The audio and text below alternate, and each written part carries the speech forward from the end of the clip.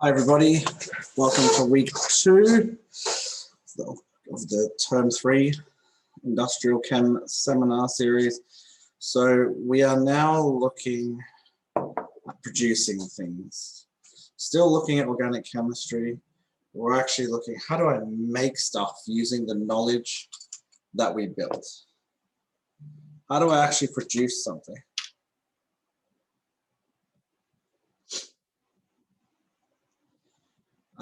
And we're going to learn and about some existing methods that we have to produce products that previously we could not produce.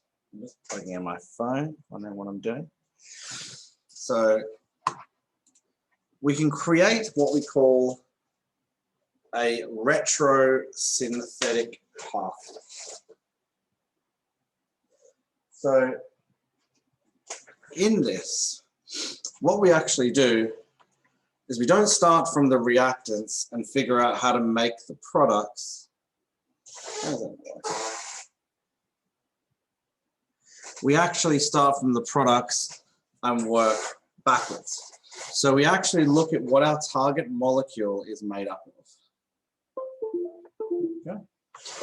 So we actually look at what the target molecule is made up of, because then we can work backwards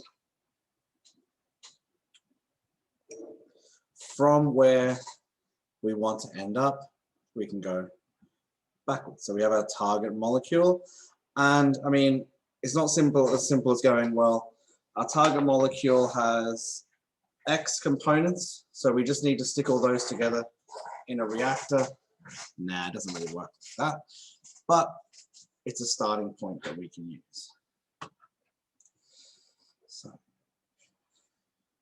when we're talking about this, and there's a whole other presentation for this, well, let me just do this so you guys can actually see it. So we have what we call green chemistry. Now there's a whole nother slide and a whole nother week for this. But on the left-hand side, we have a pathway for producing ibuprofen. On the other side, we also have another ibuprofen pathway. So why would that pathway on the right-hand side be considered greener?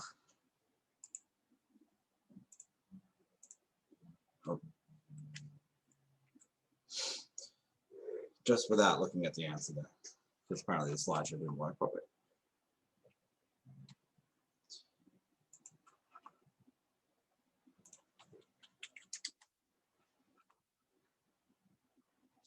So we have less ingredients. I'm slightly cynical, and you'll hear this when we go through green chemistry in depth, that this is mostly to do with money. Fewer reactants needed. Well, less reactants is better. You're spending less money. On the left-hand side, we have more atoms from the reactants ending up in the final product. We have less waste because we have less steps. And possibly we don't need as much heat or pressure. We remember back to last week with our equilibrium stuff, which we will come back to on another day.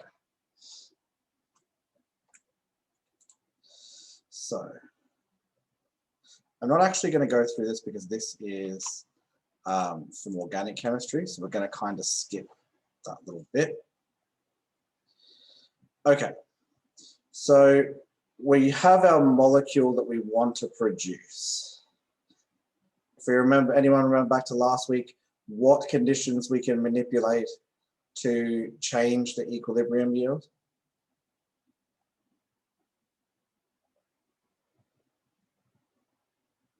So the first step is we have to study our molecule and determine our functional groups. Ketones, aldehydes, esters, alcohols. We have to figure out what this molecule is actually made of before we can produce it. Who remembers what an isomer is? If you want just in the chat.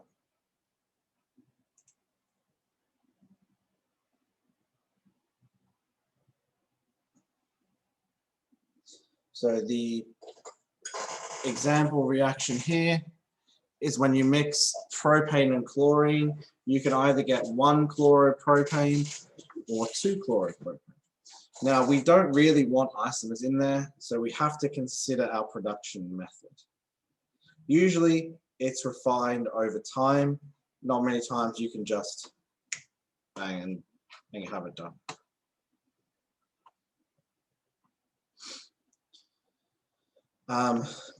Sometimes that's inevitable.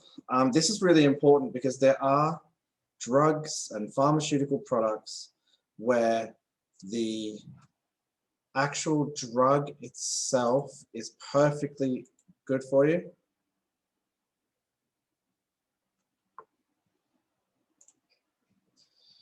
But the isomers can kill you.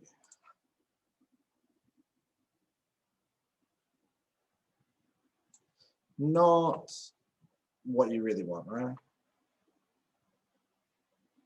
So we need to either make sure we're not producing isomers,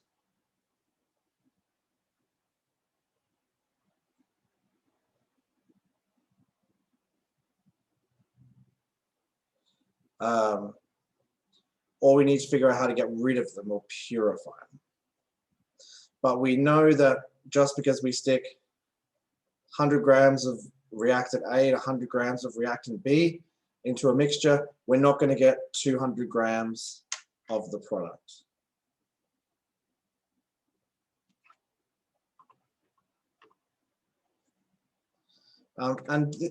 This is what we're talking about at the end of the day. Is the yield economically viable? And this is where green chemistry and wanting to save the planet and economics crash into each other. So there's a lot of the times the green pathway makes something astronomically more expensive. Consumers talk with dollars. They talk with their wallets. So it has to be a balance of, you know, like we talked about last week with pressure and temperature. If you have to use so much pressure, 1,000 atmospheres of pressure or 10,000 degrees Celsius, it's going to cost a small fortune to make that product. So here's our first example. Has anyone ever taken aspirin or know what aspirin's used for?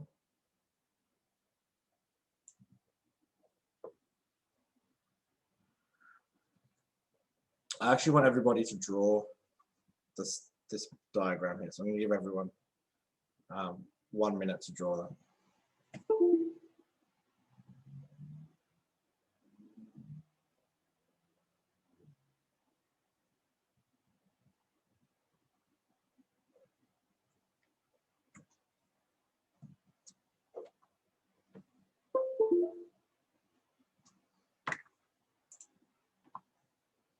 So whilst you're drawing that, I'll talk over the top of you. So salicylic acid, or salicylic acid, not cyclic acid, is aspirin. So what it does is it's antipyretic. It makes you, so it brings your temperature down. It's analgesic, so it's a pain-killing drug. And it also thins the blood. Old saying was, aspirin a day keeps the doctor away.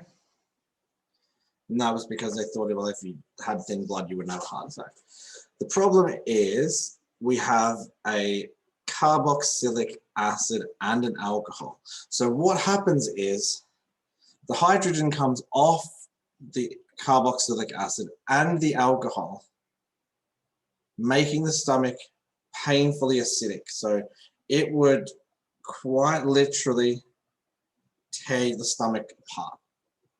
It makes the stomach acid so acidic that you can't use it. But at the time, it was a great drug to be using. It worked really well for its intended purpose. It was never meant to be taken long term. There was very little toxicity. And so what they did was they attached a carboxylic acid molecule. So here we have ethanoic, oh sorry, it's ethanoic acid. we've got OH here bonding to the OH there, and we get the ester group being formed. Now what that did is it protects the stomach by binding to the salicylic acid, and by binding to the salicylic acid, it takes away its propensity to make the stomach more acidic. Now the problem is it turns it into an inactive, what we call a prodrug. Another example of a prodrug is codeine. So take codeine is completely useless in its codeine form because it's metabolized into morphine by the liver. So as it gets back down through your intestines, it goes from very acidic to quite basic. And when you add an ester into a basic environment, the ester actually breaks off and you have the drug, but it's no longer in your stomach and it's no longer causing you problems.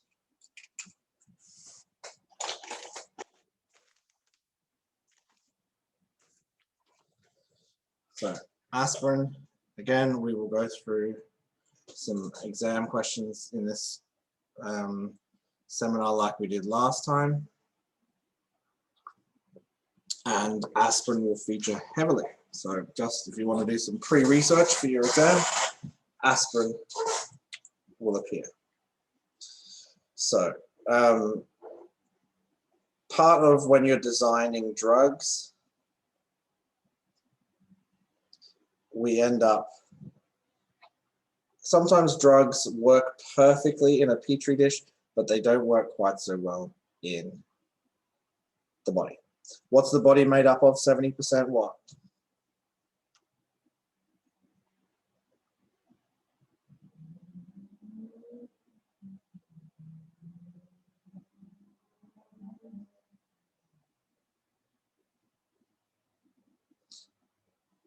Water.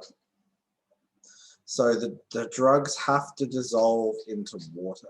Now aspirin shouldn't have a problem because we've got plenty of OH groups and carbon to oxygen double bond. It is highly soluble in water. Oh, here's Kai. Hang on. So Kai, welcome. We're not that far in. So part of this unit is synthetic chemistry, creating synthetic pathways to create new molecules, as well as green chemistry and the mixture of the two. So using chemistry to solve the world's problems. So here we have biodiesel. Anybody know what biodiesel is? Put it in the chat if you do.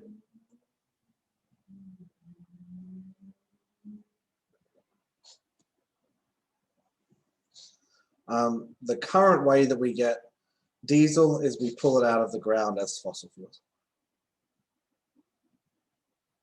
It's not very good for the environment. It's not very sustainable. It's quite toxic when you burn it. It's not the nicest thing. And there's no way to offset the CO2 emissions. But now we take a triglyceride or something like leftover cooking oil from fish and chip shops. We then add an alcohol like methanol, and it gives us these fatty acid methyl esters or biodiesel. So we know it's an ester because it has cooch on the end.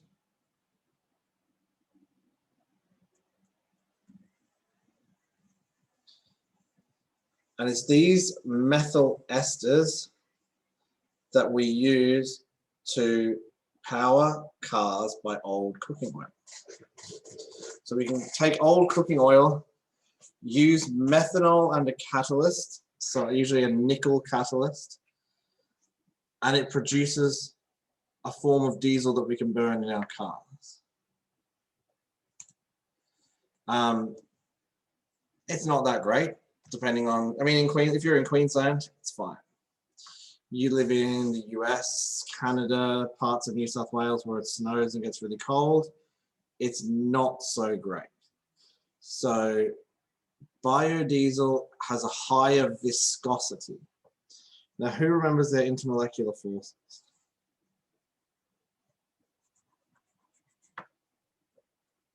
Anybody remember what the 4 intermolecular forces are?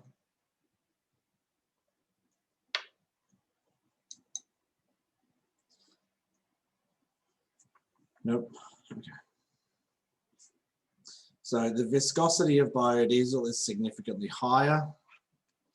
Oops, dispersion, hydrogen, dipole, dipole, very good. Dispersion being the weakest, hydrogen being the strongest. Our regular diesel only has dispersion forces holding it together, whereas biodiesel has dipole-dipole forces. It also has less energy and less energy density. It does not perform as well at cold temperatures because petrodiesel is non-polar. Biodiesel molecules are polar. So they have a higher intermolecular forces, and I want you guys to note this down as to why we would have different viscosity. The intermolecular forces, the higher the intermolecular forces, the greater the viscosity of the fuel, or effectively how thick it is. So if you've got really low temperatures and really high viscosity fuel, it ain't gonna work properly. The old diesel cars used to have these glow plugs you have to turn on, like really old diesel cars. And what they do is they heat up the fuel in the fuel lines so that it can travel at cold temperatures. So remember the very first week of this, I said, if you understand intermolecular forces, then everything will make a lot more sense. Here's our petrodiesel. What kind of molecule is it?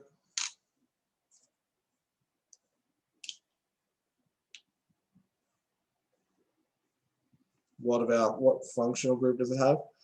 What does it have?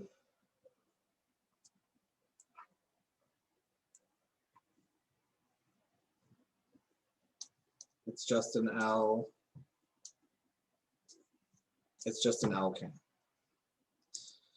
So because it's an alkane, it only has dispersion forces. So it's not, the intermolecular forces are really low. But if we look at our biodiesel, we'll see an ester on the end. Now we've got a carbon to oxygen double bond. This carbon to oxygen double bond has polar bonding. So it has a higher level of intermolecular forces, or the forces holding it together are much stronger than in petrodiesel. So whilst it might save the planet, it may be really good for the environment, as a fuel, it's not quite as effective. So the consumers will sort of vote with their feet, so to speak, or vote with their wallet. What do you think people want most? Convenience, performance, or save the planet?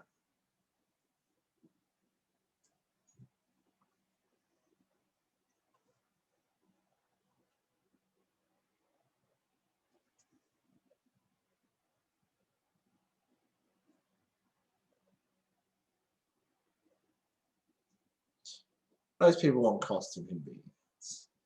You don't want to have to turn your diesel car on early in the morning when it's cold to heat up the biodiesel.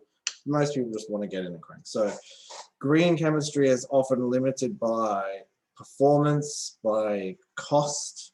So biodiesel actually costs more than regular diesel. But in economics, we have these, what we call economies of scale. So as more of something is produced, the cost of producing it comes down. So as we start to run out of petrodiesel and we start looking at biodiesel as a viable option, biodiesel will become cheaper to make.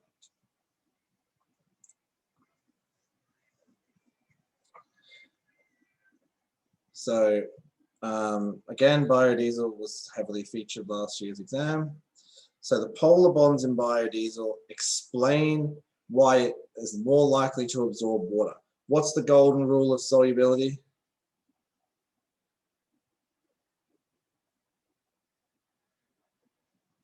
What have you got tattooed on your forehead backwards from our last seminar?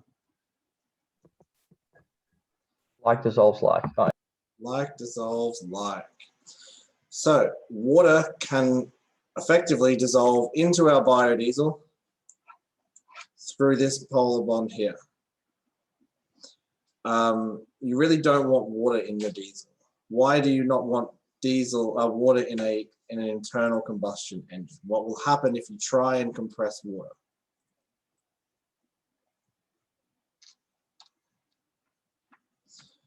Your engine will explode.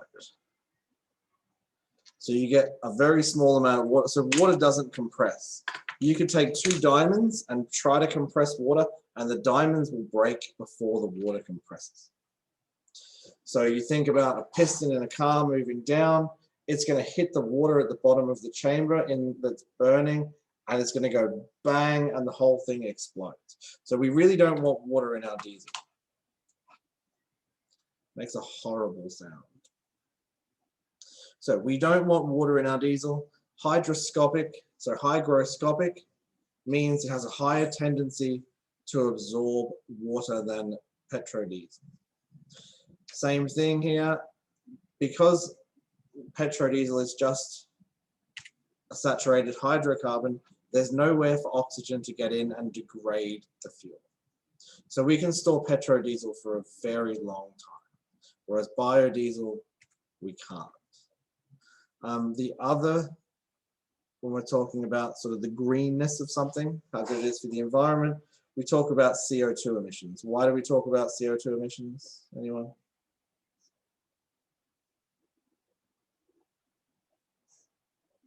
It's all a conspiracy, man. So, global warming, climate change, whatever you want to call it. So, here's an ethical conundrum. So, should we be growing food crops like oil crops, because they are calories, we can feed them to people, we can use them in the production of food, to make petrol or diesel? What's your thoughts on that in the chat? Should we be using food crops to produce fuel, or is there a different way we can go? I think I mentioned it a little while back. What's the alternative to taking food out of the food supply effectively?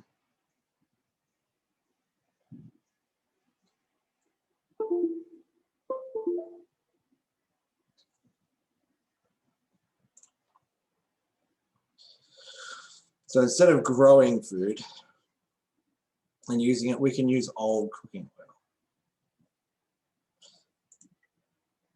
oil. We can make biodiesel through one of 2 pathways. So you'll remember this from our chemical reaction video that we did. We can convert an alkene directly into an alcohol using hydrogen phosphate at 300 degrees at massive amounts of pressure. Or, anyone know what the fermentation of glucose means?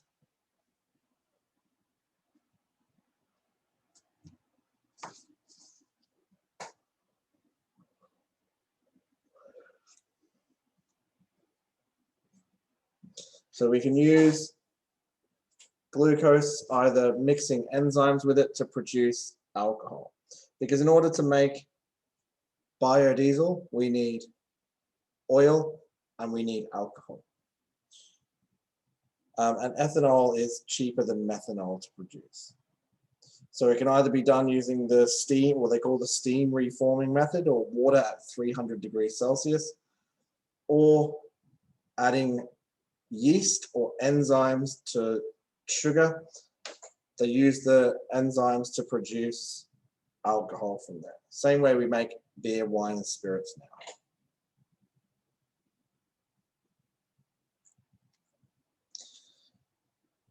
So, anybody done hydrogen fuel cells or just fuel cells?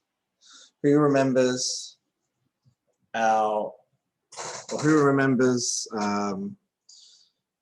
reduction and oxidation reaction?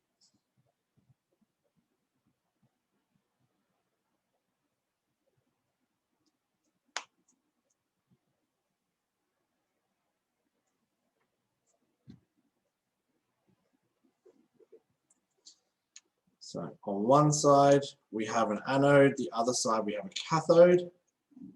We have oxygen and hydrogen on one side, and this is how we have the ability to produce energy with no emissions.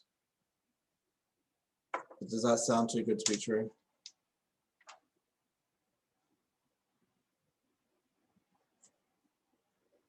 So the hydrogen is oxidized, or it loses electrons at the anode. The oxygen is reduced at the cathode, or it gains electrons.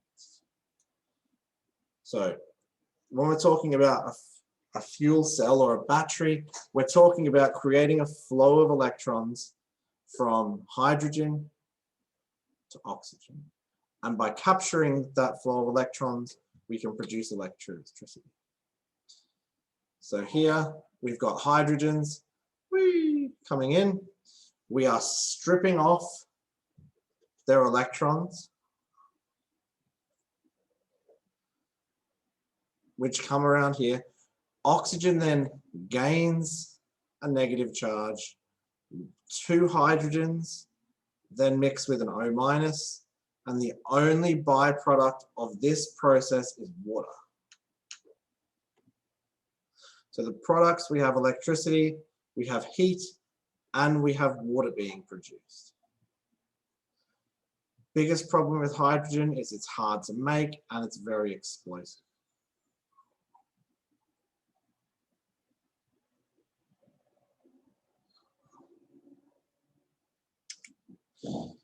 So when we're talking about a fuel cell or a hydrogen fuel cell,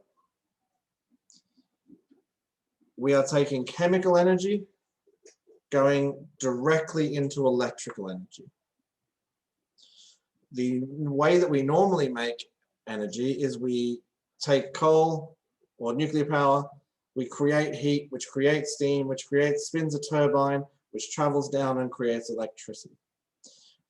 Not very efficient, because there's so many, stupid phone call. There's so many transitions of energy from mechanical to electrical to potential chemical to kinetic. So most of these power stations are 40% is a very nice figure. In reality, it's closer to 30%. The amount of energy that goes into your car as petrol, only about, I'd say it's 25%. A brand new car might get 30%, but as the car gets older, that will drop. Now, if we remember back, we can see here that the only products are electricity, heat, and water. We can actually recapture that heat and turn it into steam and create electrical energy the traditional way. So we now have 85% of the stored potential chemical energy being transformed into electrical energy. With this stuff, if something sounds too good to be true, then it probably is. Now, the technology works, but hydrogen is not a simple thing to produce, to store, to maintain.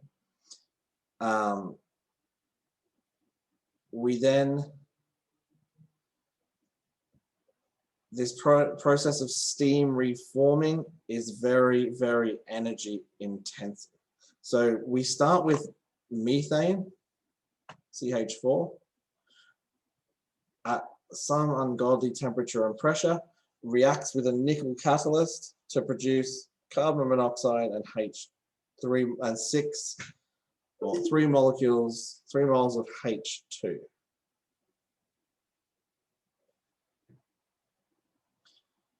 The problem is that the hydrogen that you produce actually has a lower energy content than the methane used to produce it. So, not the greatest. Very difficult to produce hydrogen. It does not exist by itself typically because it's very, very reactive. It's also very explosive. You can't really store it because it's the smallest molecule, the smallest atom on the periodic table. So it will leak out of any container you try to put it in. And to make all this temperature and pressure, we have to burn more greenhouse gas emissions.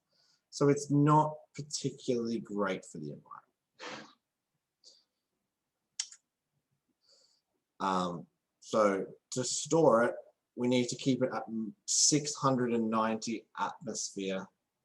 atmospheres of pressure. Do you think you could just have one of those in your house? Just have a tank of hydrogen at 690 atmospheres. No. Hydrogen also becomes a gas at minus 252 degrees. So, not great. Energy that's available is 4 times less. So to travel the same distance, you would need to have a really big hydrogen fuel tank in your car. What would be, again, I'm going to give her 1 minute. I'm going to grab a can of drinks. My voice is going again. What would be the problem with having a big old hydrogen tank in your car, knowing what we know now? So I'm going to grab a drink.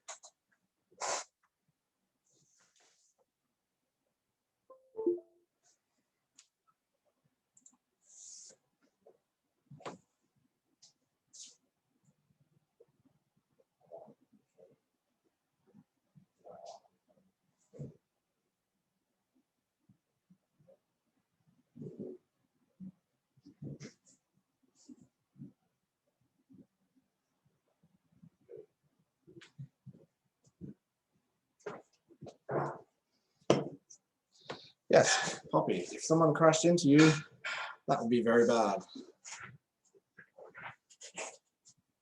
It's also very difficult to store hydrogen. It's got to be stored as a liquid at 690 atmospheres of pressure and below minus 252 degrees. So, whilst it makes for a great theoretical solution, the actual implementation possibly lacking a little bit. So again, like we said, hydrogen is very reactive. All it takes is a slight spark and it goes boom.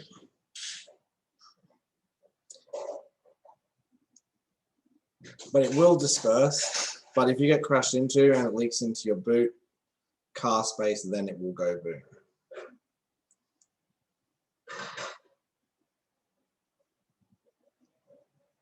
So at the moment, there aren't many fuel cells about.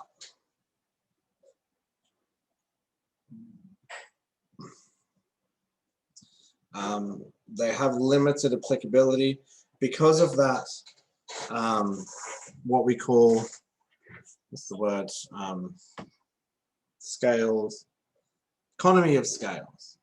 So at the moment, it's very, very expensive. As you get more and more being produced, companies spend more on R&D, the cost will come down. But the biggest, I guess, drawback of this technology is the hydrogen itself. And how do we produce it? How do we store it? Could you imagine just a long, big, long pipeline of hydrogen? Imagine if someone crashed into it, caused a fire. That would be very bad. So, did anyone see a couple of, or earlier this year, end of last year, the bomb, well, not the bomb, the ammonium nitrate explosion in Beirut? And how everybody in the world said, how could they leave all that ammonium nitrate in one place? So that was 7,000 tons. This one plant produces 360 million tons every year.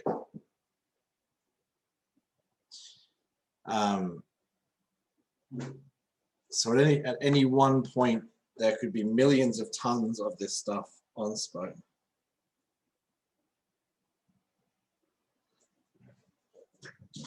So everybody panicked and said, we can't have that in Australia. That port is in the port of Newcastle, and it would have anywhere up to 1 million tons of ammonium nitrate at any one time. That would wipe Sydney off the map if it exploded. Thank you, Rosie, for serenading us with annoying sounds. That's what you can hear in the background. So we talked about the Haber process last week. Go through it again because I'm going to keep drilling it into you until you cry. We've gone through it, so we will keep going through it because it will definitely be in your exam. So the equilibrium yield of ammonia can be altered by changing the pressure. If you wanted to produce more of the product, which would you increase or would you decrease the pressure?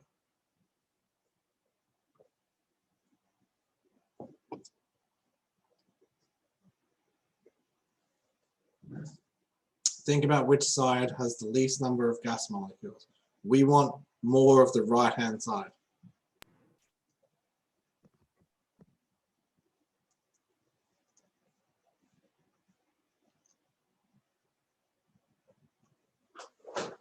Kai says we would increase. Kai would be correct.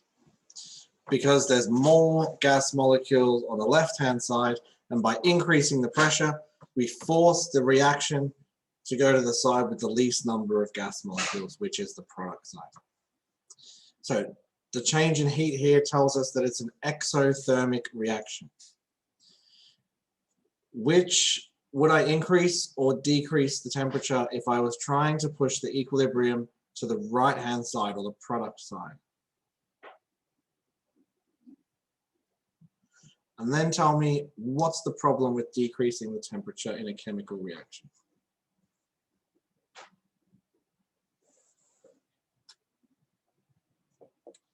Poppy says decrease, correct. What that tells us in that reaction is that every time the reaction goes forwards, we're releasing 92 kilojoules of heat per mole of NH3 produced. If we decrease the temperature in the reaction vessel, the reaction will go towards the right-hand side to increase the temperature or release heat into the reaction vessel. What's the problem with decreasing the temperature if we're trying to make a product?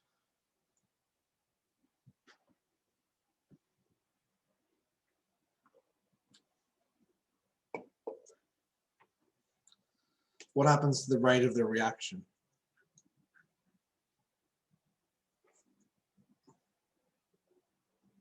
So the rate of reaction slows down.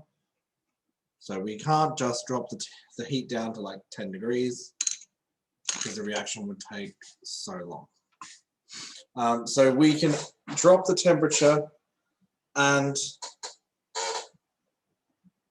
add a catalyst. So again, I'm going to keep drilling this into you over and over. So what's the contact process? If anybody remembers, what you can read.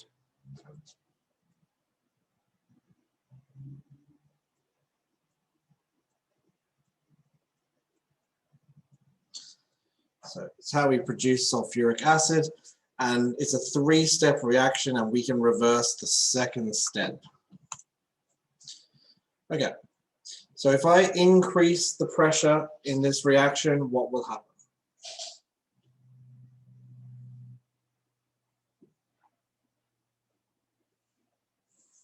what will happen to the equilibrium for step 2?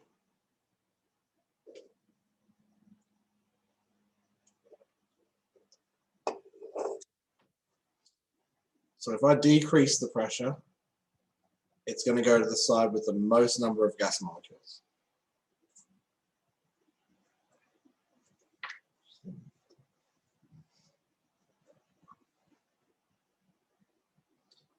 You're on camera, by the way.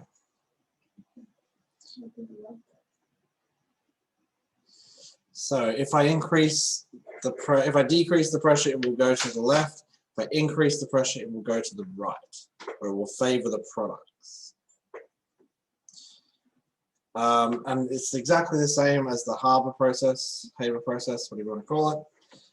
And if we decrease the temperature, it will favor the products.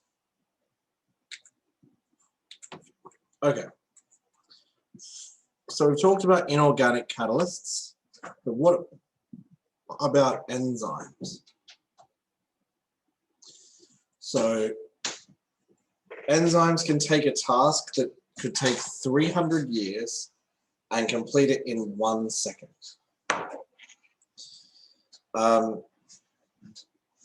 We used to have to wash clothes in hot water, didn't matter what it was, because we couldn't get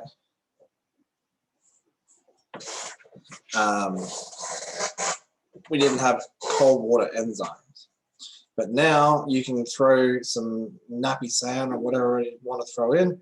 The cold water enzymes actually break up the dirt in cold water, whereas before it would have just never happened. So a catalyst does exactly the same thing, whether it's an enzyme or an inorganic catalyst. So very small amounts. Most enzymes actually work better when there's less of them. They're not consumed in the reaction. They do not alter the position of the equilibrium, and they lower the activation energy. So these are really handy in industry for producing things, because you just throw them in, they increase the rate of reaction, they decrease the amount of energy required, and then you still have them left over at the end. Enzymes, they can be a little bit precious, so you don't get quite the use out of them that you would in inorganic catalysts.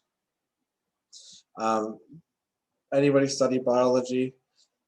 An enzyme is very, very specific. So usually one enzyme catalyzes one reaction, whereas an inorganic catalyst, where you can just throw it in and it'll catalyze lots of different reactions. Enzymes very specific, but the catalysts not as specific.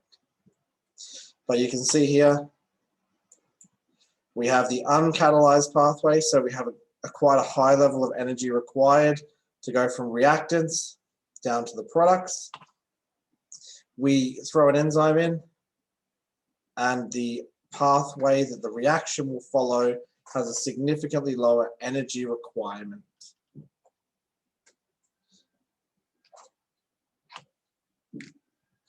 So we did a little bit of this last term.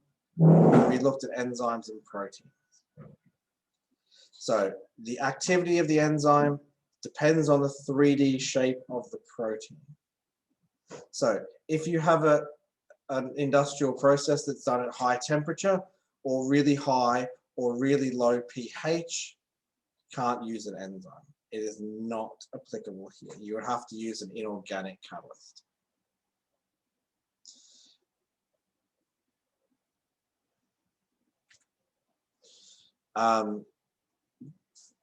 So biocatalysts are not always just enzymes.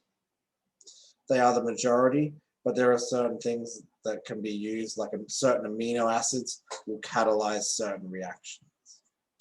So we can take ethanol, we can take sugar, mix it with the enzymes from yeast, and it produces, like magic, it's really weird, it actually produces alcohol or ethanol. You can use a lipase, which breaks down fatty acids, to catalyze the production of biodiesel. There are a few advantages of biocatalysts, so less byproducts, less pollution.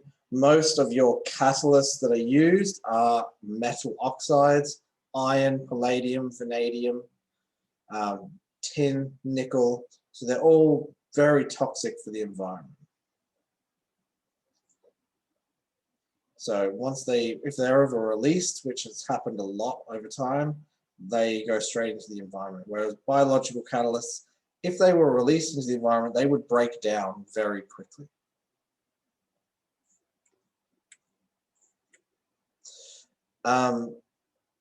Disadvantages, can't use them at high heat or temperature. And they are so good at dissolving into water that sometimes you can't use them again.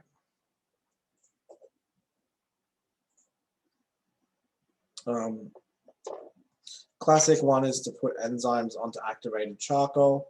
So enzymes used for purifying water, you put it on charcoal and you run the water over the top of the enzymes and the enzymes act that way, rather than dissolving the enzymes in the water because it's almost impossible to break down. To separate. Okay, so we're looking at biodiesel again, but we're looking at an enzyme called a lipase. So a lipase is an enzyme that breaks down fats. Lip for lipid, Ase for an enzyme that breaks down. And basically with the production of biodiesel, they are the catalysts that you use with the ethanol to produce our trans methyl fatty acids. They are not cheap. But again, we're talking about economies of scale. So as this becomes more prevalent, it becomes cheap. So we can take starch, add what we call amylase, which is the enzyme that breaks down starch to produce maltose. We can then add maltose and an enzyme that creates glucose. Oh my gosh, my phone cable, sorry. We can then take our glucose, react it with enzymes, and produce alcohol. The problem here is we can't make super duper strong concentrations of ethanol because yeast can only survive at a certain percentage. So you can distill the ethanol and then grow the yeast again. All right, any questions? Look at that, bang on, just over 50 minutes.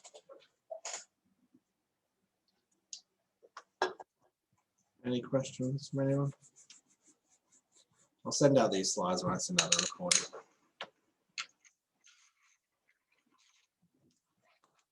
Questions?